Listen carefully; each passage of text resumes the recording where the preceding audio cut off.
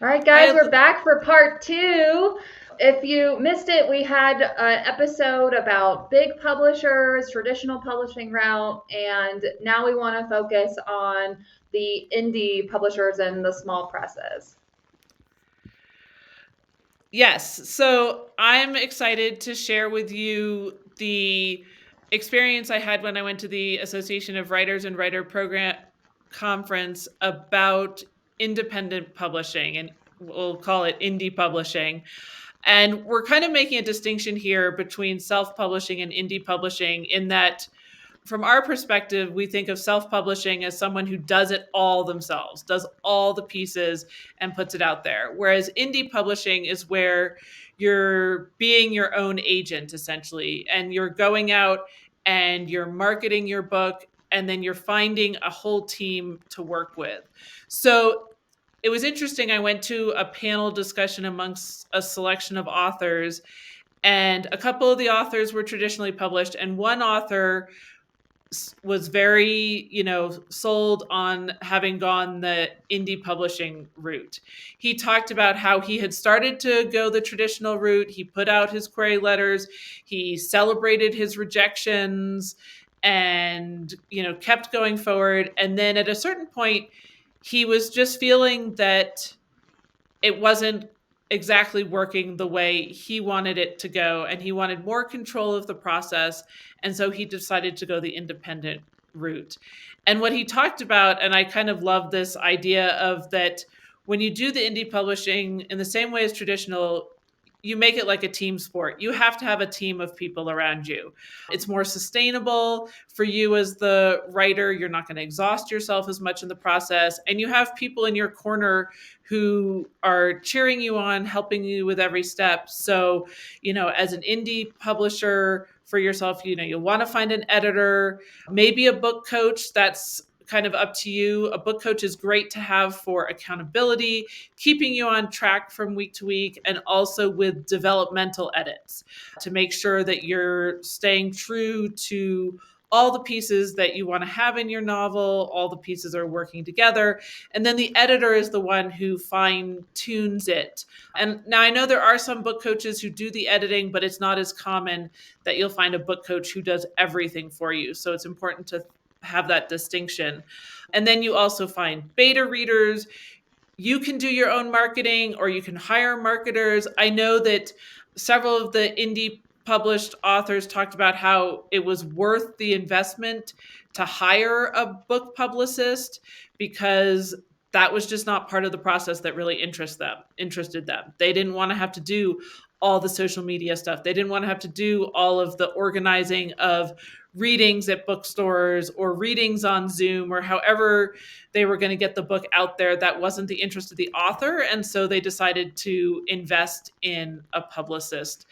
And a lot of them talked about how when you're a debut author, that making that investment up front as an indie published author can be really worth it because you get one time to get yourself out there, one time to be noticed, and that you don't have to do it every time. You don't have to invest in a publicist every time because depending upon who you have as your publicist, it can be a pretty high dollar investment. But several of them talked about how they felt that it was really worthwhile for getting them out there. And of course, with the indie and self publishing, and we have an earlier episode about this, you often, of course, end up with a smaller press, which is just as beneficial, especially if you have a great team around you that gets the word out about your book and that you really rally, friends, family, encourage them to share. It's a great way to support, a new author in that way. And some of them talked about, you can go the Amazon KDP route yourself, and there are other avenues, Ingram Spark and Draft to Digital are a couple of resources. There's another one, 48 Hours, that you can use yourself to have your book printed, have your book in ebook form. So there are lots of avenues, and you really have to decide for yourself what's going to work for you. I mean, certainly if you're someone who wants more control over the process, especially when it comes to book design, title, content of what you've written, that it, that can be really helpful. Right. When I was seeking out an editor, springtime of last year, one of the groups I found was called Gatekeeper Press.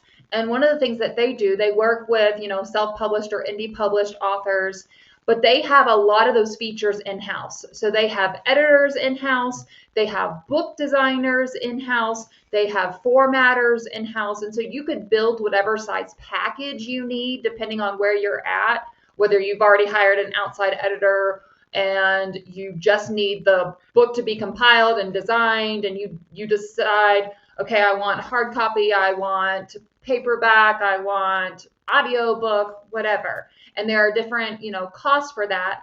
So you, as the indie published or self-published author, are deciding those things and putting the upfront money, as opposed to that being taken care of by a traditional publisher.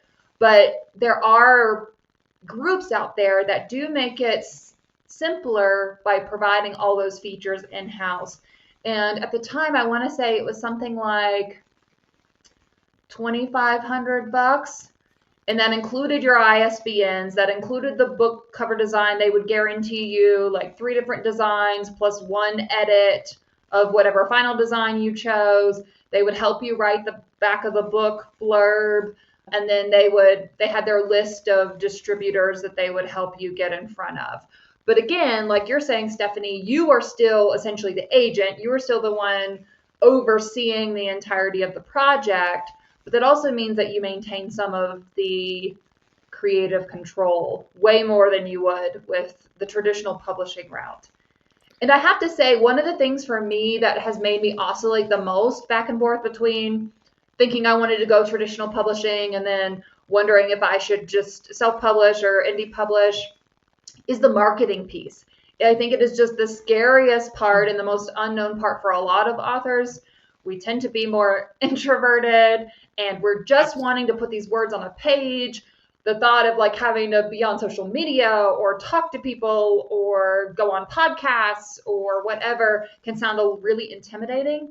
But what I have found as I've, gotten closer and closer to this point where I have to make decisions about this is that you're going to have to market anyways. Whether you go traditional publishing or you do it yourself, you're still going to have to be out there slinging books and figuring out how to get those sales up and make sure that either your publisher is happy with you or your bank account is happy with you. So you're going to have to do it regardless. And so just as a word of support, don't let that hold you back. There are ways to learn that skill. There are things you could be doing as you're writing that help you market your future book. You can be going ahead and putting systems in place, whether that's a email newsletter to your family and friends that slowly grows, whatever that looks like. So many of these authors, if you think of these authors, they're out there pushing their books all the time. The publishers guarantee something around 5 to 10% of the sales that they will be responsible for. The rest of reaching those 10,000, so 9,000 or 9,500 books, that's up to you as the author to sell through your avenues. So if it's a matter of strengthening your avenues, then do that. You can come on a podcast like ours and talk about your book. There are a number of avenues out there to get your message out, and you're going to have to do it anyways. Absolutely. No, I 100% agree with that, because that was something else I was going to touch upon, was that the marketing piece is the piece that it doesn't matter which road you go down, you're going to have to do it, because so many publishers are handing that over. And that's, of course, why I mentioned, some people do hire publicists for that reason. But again, with that, you can take the sort of the slow road into it. You don't need to wait until your book is ready. You can start a year in advance and ease your way into the process to make it feel more comfortable. Start with one social media channel, then maybe, like Elizabeth talked about, have that website about you as the author, where you have a sign up for your newsletter, and maybe you're giving little teasers away of, parts of your book to hook people in, and you're talking about your writing process, and don't feel like people aren't going to care, because really people do want to know. There's that natural interest in connecting, and especially when it's family and friends who are curious about what you're doing. And I think you'd be surprised how much support, once you start talking about what you're doing and embracing your identity as a writer, how many people will start to rally around you, and you'll find your community. And then along with that, those are the times too to start to build those relationships with your local, especially your independent bookstores, because they love nothing more than to support the authors who are local in their communities. Talk to your libraries, find ways that you can get your book into communities, find ways that your book connects with different, maybe stores, maybe there's a special interest that in some way that your book connects with others, that you can have your book featured. And so there are lots of ways. And like Elizabeth said, it doesn't have to be scary. And I will say that, doing our podcast and our recordings, like, this was scary to me. And now, we're well into it, and it's less scary because I'm definitely an introvert. Like, I am very far on the introverted side. If you're familiar with any of those, personality test things, I'm very far introverted. But the more you do it, and especially when it's something that you care about, when it's your book, when you've put your heart into it, when it's a story you care about, it's so easy to talk about it, and it's so easy to share. And so really it's up to you which route you want to go. I definitely, just like Elizabeth said, like, I've been going back and forth, and I definitely lean more towards the indie publishing route. And again, some of that is just because I like to have a little bit more hold on what's mine. Because certainly in traditional publishing, you might have to change the title, you might have to change aspects of the book to make it, what an editor and a publisher wants to have out there on the shelves. And so there's definitely a lot to think about. And one of the other things I wanted to mention too in the indie publishing is to really make sure that if you decide to go that way, is to really surround yourself with a community of writers. Don't try to do this in isolation. And I mean, it's the same for, I think, traditional publishing too, a little bit, is, really surround yourself with people who are going to be your biggest cheerleaders. Because sometimes, people who are not writers, even though everybody often likes to say, oh, I could write a book about that, or I'll write a book someday. 98% of the time, those people are never going to write a book. They just talk about it. And you want to be around people who really understand what it means to drag your feet through the mud some days because you're just stuck, or, run so fast you can't stop other days because you're so excited about where you're going, and just understand that the process that goes into it, because you're in it for the long haul, and it's a long process, and you want to be around people who understand that. For sure. For sure. There are a couple of things I wanted to add to that. One is that Barnes & Noble has changed how it does its management. Now they don't buy as much at the big level. They leave it up to the general managers, which has made it easier for people who do indie publish to approach their local Barnes & Noble, and it essentially will operate like your indie bookstore. You can go in. We know people who have had success going in and offering to do a book signing. You bring your folding table, you pick the time, and you sit there, you buy your author copies of the books so you have them on hand, and then you sell your books. And a particular author in our local writer community who's done this has said that, plenty of Saturday mornings she could sell 50 copies of her book simply from being there and representing her own story and her own work. And, people are happy to support, especially when you're a local author in your local community. And so I think, just kind of demystifying some of that marketing process is really important. And it's interesting because I actually had the opportunity to pitch to an agent as part of my participation in this weekend long conference. And I pitched to an agent who was looking for young adult, middle ages, and also adult fiction. But her themes, she had listed some themes about identity and change and diverse voices and power dynamics and relationships. And she was open to also hearing pitches about memoirs that if they had those same themes. So that's why I selected her, because as I read those kind of themes, I was like, oh my gosh, yeah, like my book hits on a lot of that. And so I pitched to her, and it was definitely an eye-opening and interesting process. And her feedback was that memoir is ultra competitive. And she said that my story about not feeling secure in my connections and wanting more connections and more community, and also feeling, intense loneliness in my own marriage were not unique.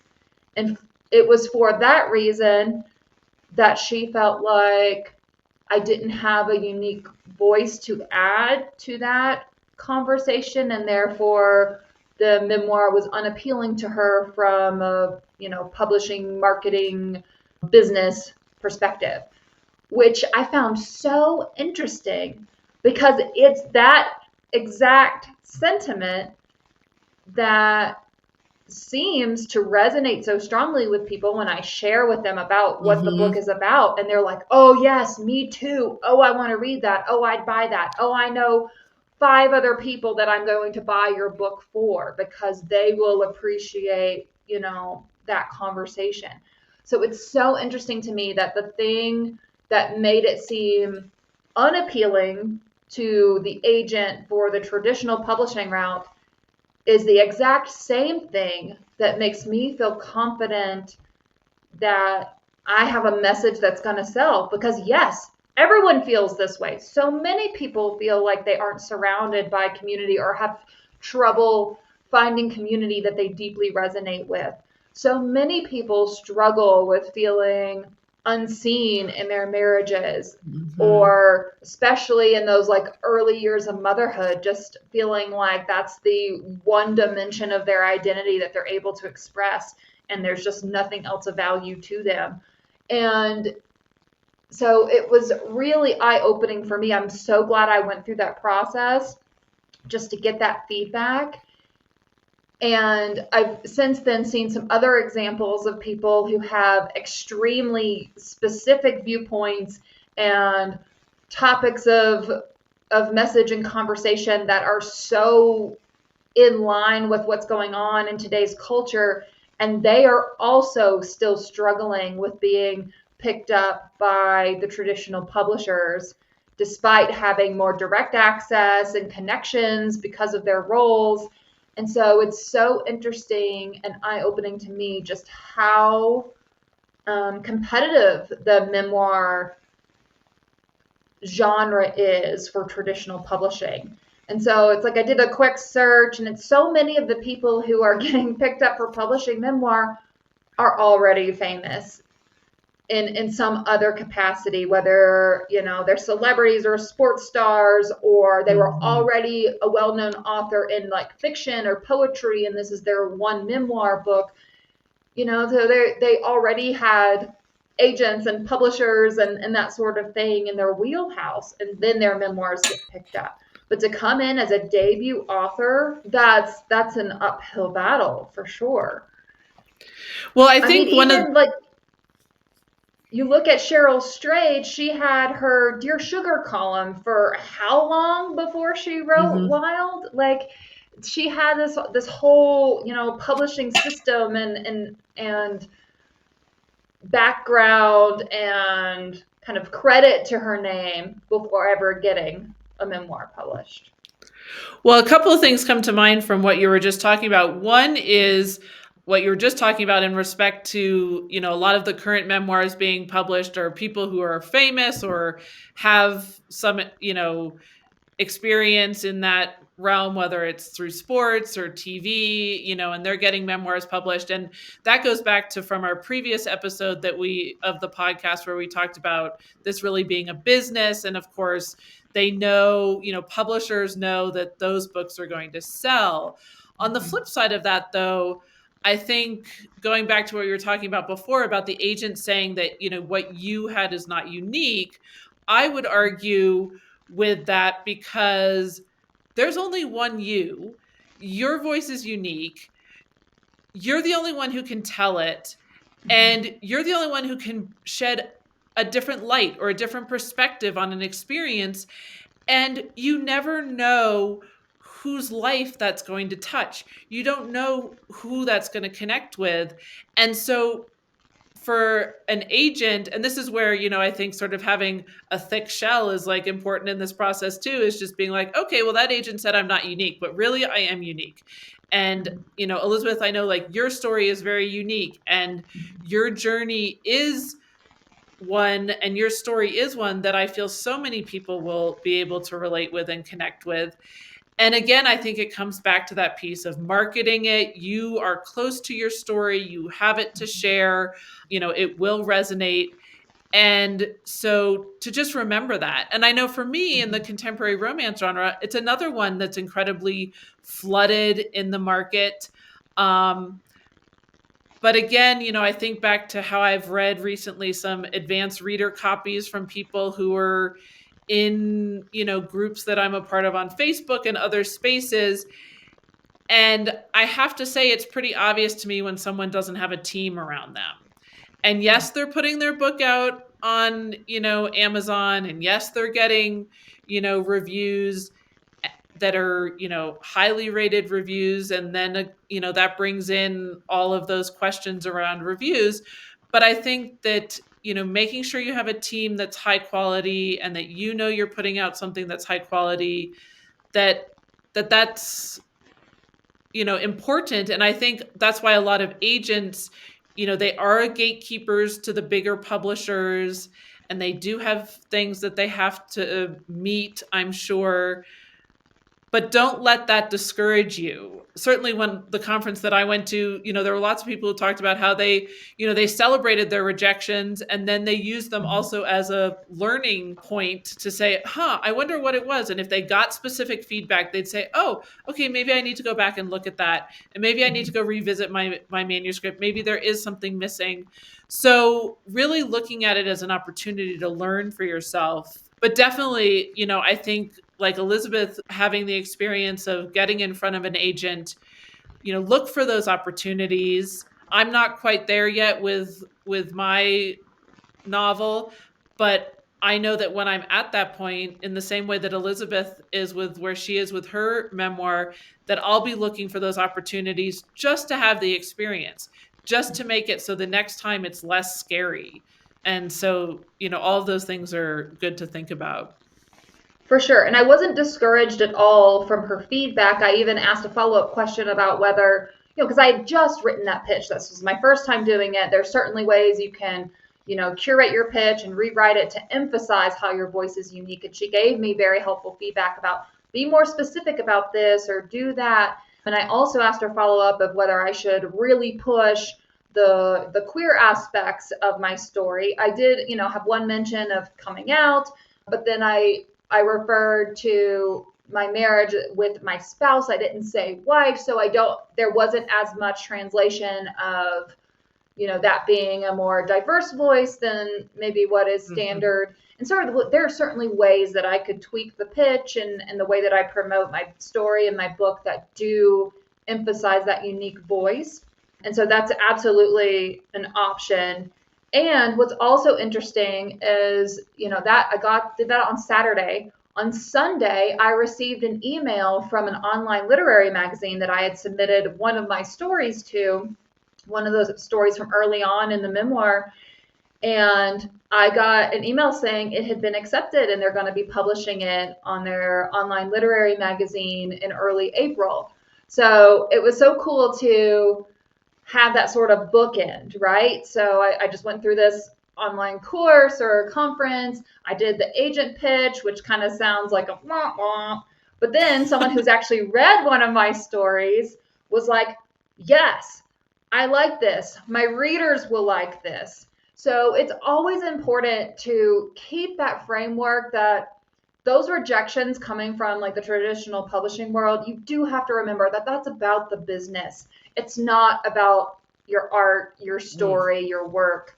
So there are a number of ways to publish. Even if you do these, small literary magazines and you publish story by story, short story by short story, there are ways to get your work out there to readers who will love it. It doesn't mean that there aren't people out there that will buy your book and read your stories and appreciate the message that you're putting out there. It is just one aspect, and it is very business minded. And so I just want everyone to keep that in mind. It is in no way a reflection of the value of your writing.